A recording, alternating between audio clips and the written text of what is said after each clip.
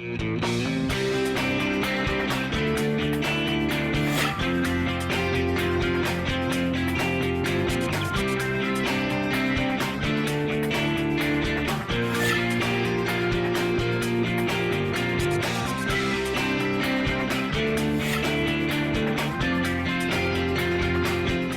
I'm Kristen Oaks-White. And I'm Avery Davidson. Thank you for joining us for This Week in Louisiana Agriculture, the only TV show bringing Louisiana farmers and consumers together every week. Well, Louisiana farmers received about $180 million through the Market Facilitation Program, according to the Advocate newspaper.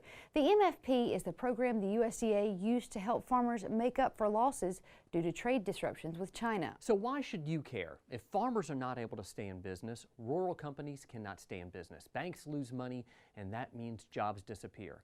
The stark reality is that the MFP is not enough for some farmers to keep going.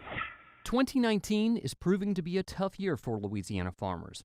A report from the USDA Economic Research Service shows that farm income is up by 2% from last year, but that includes payments made through the Market Facilitation Program. But when you back out payments from the government, farm income's down. And there's other indicators that show that farm income, farm profitability is not increasing. It's decreasing, not at a rapid pace, but any decrease in income in a time where costs continue to rise, that means folks are hurting. Louisiana Farm Bureau National Affairs Coordinator Andy Brown says for Louisiana, that means a 2 to 3% increase in delinquent loans.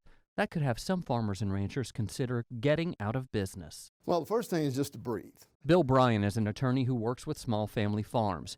He says clients normally come to him when they think there's little to no hope to save the farm. Bryan says there's always hope. If you have a relationship with your lender, they may be able to extend your loan or figure out a different way to increase your loan so that you can stay afloat. If that's not enough, Bryan says Congress created Chapter 12 bankruptcy in the 1980s specifically to save family farms. And this past July, Congress raised the debt limit to file Chapter 12 to $10 million.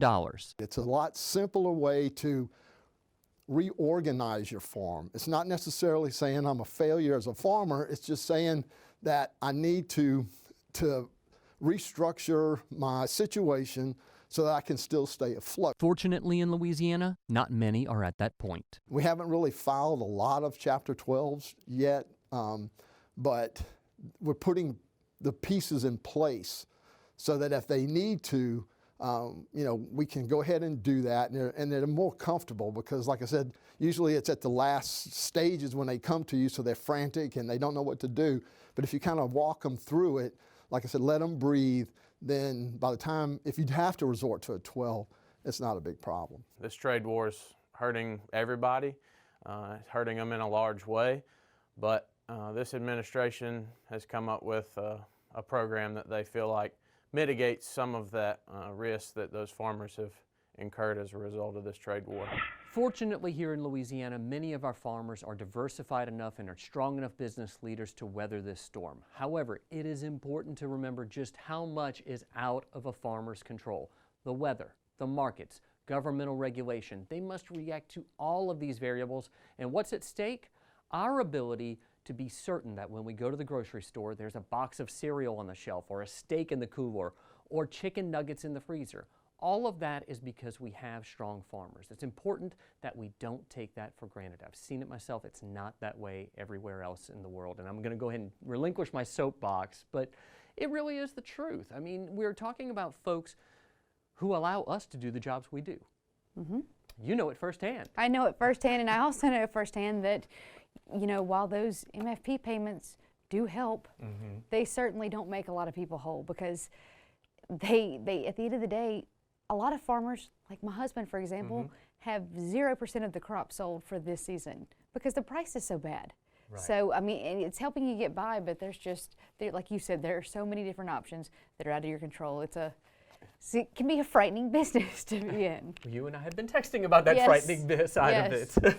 Well, there will soon be more options open to rice farmers when it comes to crop insurance. According to Louisiana 5th District Congressman Ralph Abraham, the USDA's Federal Crop Insurance Corporation will add alternate wetting, drying, and furrow irrigation practices to those eligible for federal crop insurance coverage beginning in crop year 2020.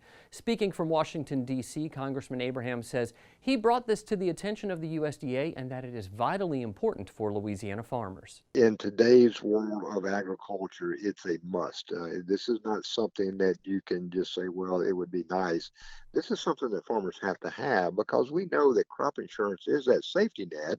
They don't make any money from crop insurance if they have to file a claim, but at least maybe it will make that particular farmer, he or she, bankable next year so they can go get another loan. So like any insurance in any industry, it is a vital part of the plan. They have to have it now.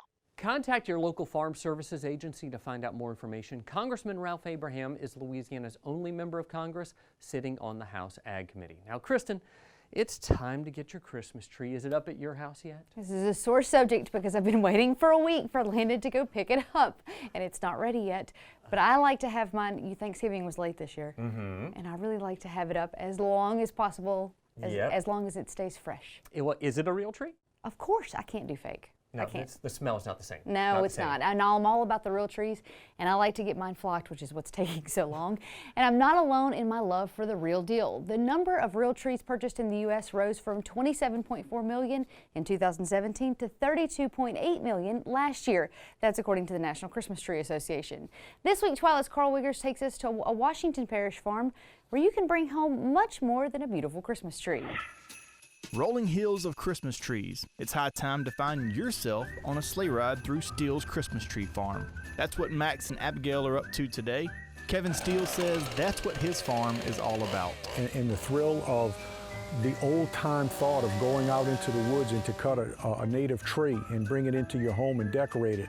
We've taken a lot of the hard work out of that. We cultivate our trees and we have beautiful rolling hills here, and the people can come out and enjoy a time of fellowship, and they make memories that last a lifetime.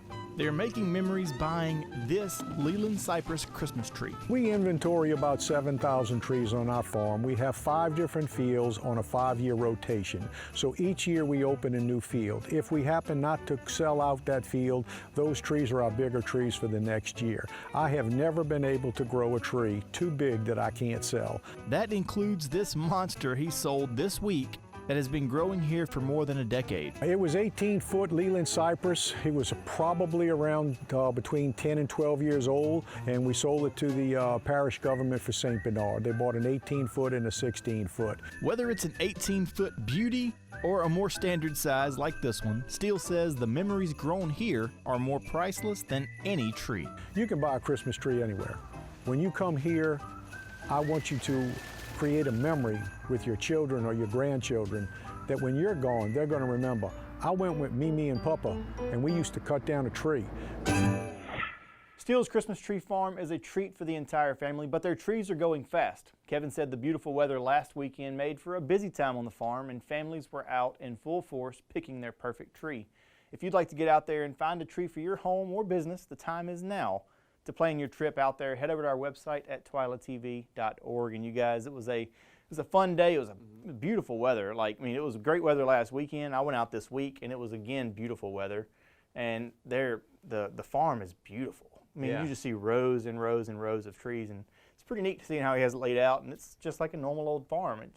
The crop's a little different than what I'm used to. It's about more than just the tree, though. It's got to be about the experience when you're out there. Yeah, it for sure is. And the couple you saw in the story, they just ate it up. It was their first time they'd been out there, and they were just like, oh my gosh, this is where it's at. It's not, it's so much better than going to a big box store, because you have, walking out through the rows of trees and picking your own. There's something to it. It's fresh. And it'll last longer. Yeah, it was really fun to go out and be out there doing that. And you won't have one of those Charlie Brown trees. Well, I see that you didn't bring us a Christmas tree as a souvenir. Sorry. You already have yours on your way. Yeah, we'll see. I'll let you know when I have it. But the last time you were here, you also promised that you were going to bring us some lettuce from your hydroponic garden. I remember you also referenced it's not magic lettuce. I know, but I saw some sprouts. So I do have some on the way. Give us an update. An then, update. If you Okay, don't have so any. I've got about 40 heads of lettuce in my system now already.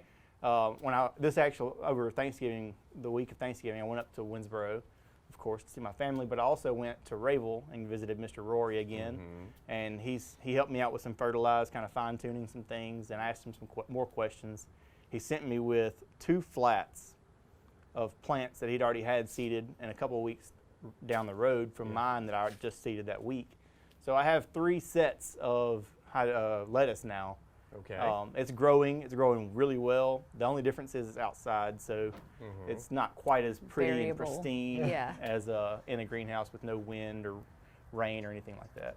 You ever get your water level issue fixed? I did. So I had to put a valve and do more tinkering and let my inner redneck out as I figured it out. But it was really fun. And redneck engineering, never put it down. It was fun, but I did figure out I was putting too much water into the first pipe before it could flow through the rest of the system. So. Well, I've been working on Dad trying to get him to get rid of the chickens and start the hydroponic lettuce. Hey, I'd love to come out there. He's not quite on board yet. It's a hard sell, Maybe probably. you can convince him. I'd love to. Is anything already eating them? I haven't had any critters yet. Okay. I do have a dog now that might be trying to find his way up to some lettuce. I don't know, do dogs like lettuce, Kristen? No, they're... Well, they might irrigate it for you, but I mean... It's off the ground. Yes. I think I'm safe from that. But yeah, no critters yet. The biggest issue's been the wind and rain and the leaves falling and trying to keep the holes clean from too much dirt getting in there. So awesome. It's pretty fun. We'll track the progress. I love it. Thank you very much, Carl Wiggers. Well, 2 weeks ago, for the first time on this show, we went inside a sugar refinery. Although we've seen many mills, we were able to take a look at the end of the process where raw sugar turns into the white table sugar we all love, especially this time of year. While going to Louisiana Sugar Refiners was historical, the refinery itself has quite a history. This week, Twila's Neil Melanson takes us back to LSR to see how this place has changed and changed history. The Louisiana Sugar Refinery is more than just a place that refines sugar. Nationally recognized for its importance, it's transformed many times on its way to being the modern processing facility you see now. This was once the home of Colonial Sugars, which made Dixie Crystal Sugar a brand many older Louisianians are familiar with. These old Colonial Sugar buildings now serve as the power plant for the rest of the facility. But this was once a neighborhood as much as a factory. Many of these homes on the property are also historic. Walking down Park Place Boulevard, LSR CEO Larry Fauché explains these homes now serve as offices. There are several buildings on this site that were in 1970 recognized to be part of the U.S. Historical Society. One house in particular is known as the Blue House for the trim on the building. This was once the home of Dr. George Meade, a titan in sugarcane production. As we sit in the backyard with Larry, he says Meade's importance to the sugar production in Louisiana cannot be overstated. George Meade came along, and George Meade is really the guy most instrumental in developing the process as we know it today. He wrote the first sugarcane handbook, which is worldwide known. That book describes how you take raw sugar, convert it to refined sugar, and it's still in use today. The home is now used for entertaining, kept to the standards of Meade's day. It served a similar purpose back then, too. In fact, Meade would invite famed oceanographer Jacques Cousteau over. Both Cousteau and Meade had an interest in herpetology, and Meade raised snakes and turtles, which Cousteau would use as specimens for study. George ran this facility for 30 years. Quite a colorful character. His wife was heavily involved in swimming to the point she was part of the U.S. Olympic Committee. Blue House aside, the property also has an old church that once served the community here. Fauché says while it's no longer a neighborhood, the past is very much kept alive here in the present. So his process took raw sugar and converted it into a refined product that then could ship across the country and maintain its characteristics and uses. That book helped define all the various technical phases. And sugar engineering is actually the founder for what we now know as chemical engineering. There's a lot more to the history of LSR and sugarcane production in Gramercy. We'll put a link to some of those resources online at twilatv.org. And guys, there's, like I said, there's just so much more to the story. It's just so unusual. I mean, you can see by these pictures, you know, it's like a neighborhood on the property of this sugar refinery, and they treat it like such. And of course, with all the workers who are, you know, most of whom live within walking distance of the place, it's got this family atmosphere amidst this modern sugarcane production while 300 trucks are moving in and out of the place every single day, and it's so intimately tied to the community. For instance, one thing I didn't show in the story is there's this old restaurant place called Noble's, and it's third generation, just like Larry, the CEO there of LSR. It's the guy who owns it is third generation. There's an 19th century bar that's there, and everybody who's everybody in Gramercy is there. The emails who have their sugarcane right next door to LSR were eating lunch in there one day when I went in there. So, you know, there's just so much to this community, and it's just integral. You can't see one without the other. I know we were talking earlier before we went on camera just about how we have so many places involved in agriculture that have this rich history, and you see these historical markers everywhere you go. I know you really love to see that. I do, and hopefully we're going to do a lot more showing these historical places, because I really think it shows that agriculture is not just tied here to our modern world, but it's always had this place. And in fact, before a lot of what we know about Louisiana was Louisiana, agriculture was there doing this kind of stuff. So hopefully we'll get to see a lot more things like that in the future. Well, I look forward to it. Thank you very much, Neil Melanson. Sweet, sweet Neil. Sweet, sweet Neil. Still to come on Twila. You may love sweet, sweet Neil and sweet potatoes, but do you know what's best for them? Coming up, a look at the researchers who make life pretty sweet. Stay with us.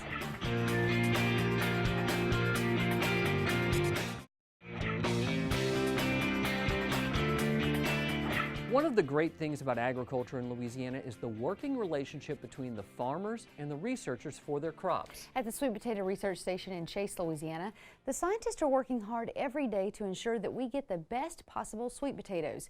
In this piece from the LSU, we get to know one of those researchers and why he loves doing what he does best. When I come up with the perfect sweet potato, I will let you know, I promise. And it's hard to get there. The challenge is to try and continually push those boundaries to get that variety that's got that amazing ease of production and also something that consumers want. I'm Don Labonte, and I'm a professor in the School of Plant, Environmental, and Soil Sciences, and I'm a sweet potato breeder.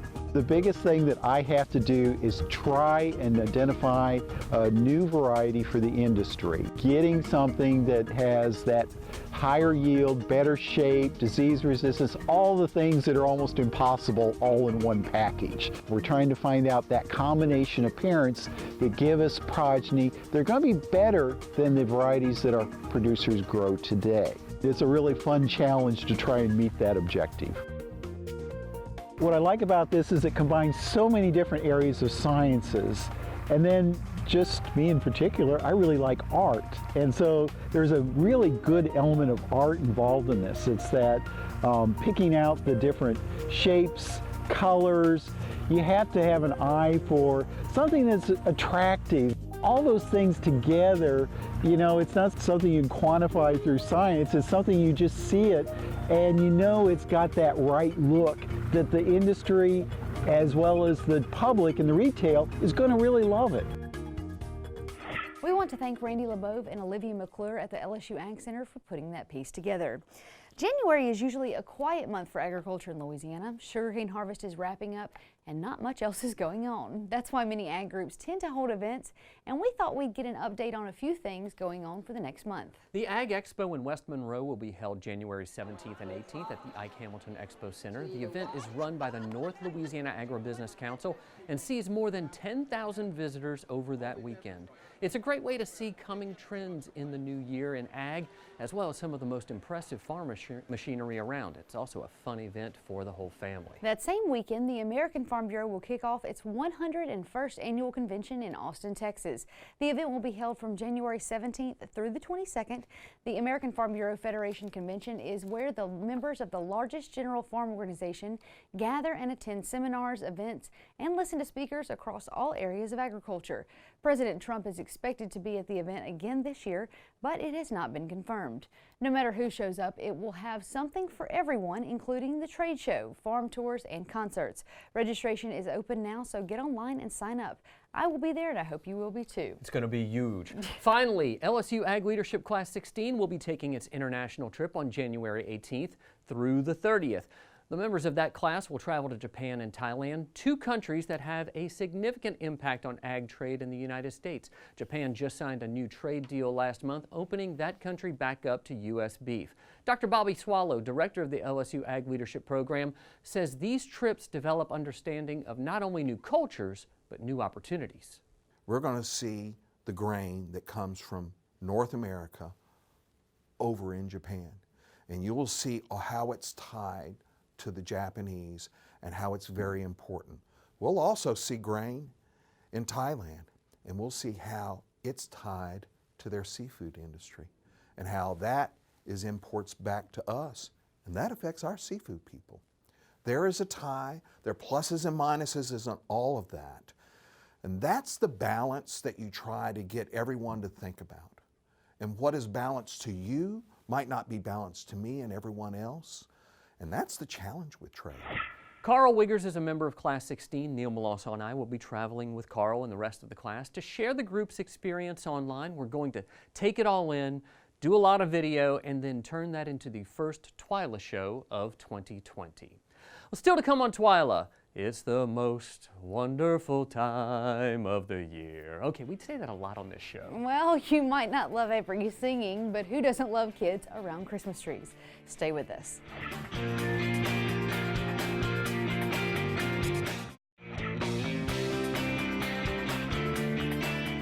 Earlier in the show, Carl Wiggers shared some holiday cheer with us with a visit to a Louisiana Christmas tree farm. Well, in this week's Twila Boost, we're doubling down on the Christmas joy with a Hallmark-worthy video from Wall's Family Christmas Tree Farm.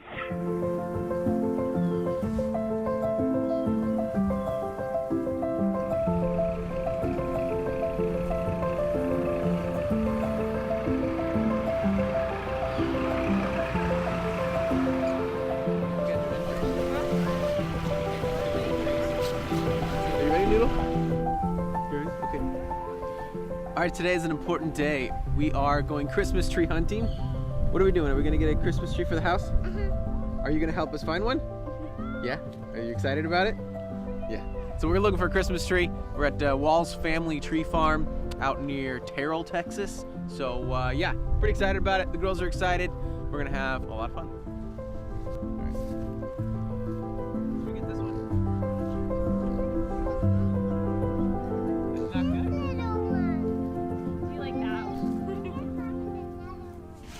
Okay, babe, what are we looking for in a tree? Obviously, we can't go super tall because we don't have that much space, but what are we looking for? Well, I like them to be kind of full. You like a fat tree? I like a fat tree. I mean, a good shape, but like, I guess dense. Like a dense tree. All right, I like these adjectives we're working with. So we're looking for a dense, fat tree. It's got a good shape. It's got a good shape. Okay, yeah, that narrows it down.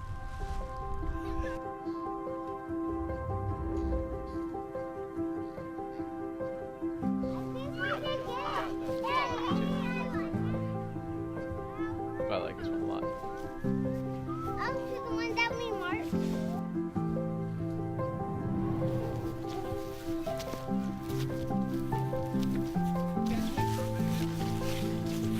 Pretty smile.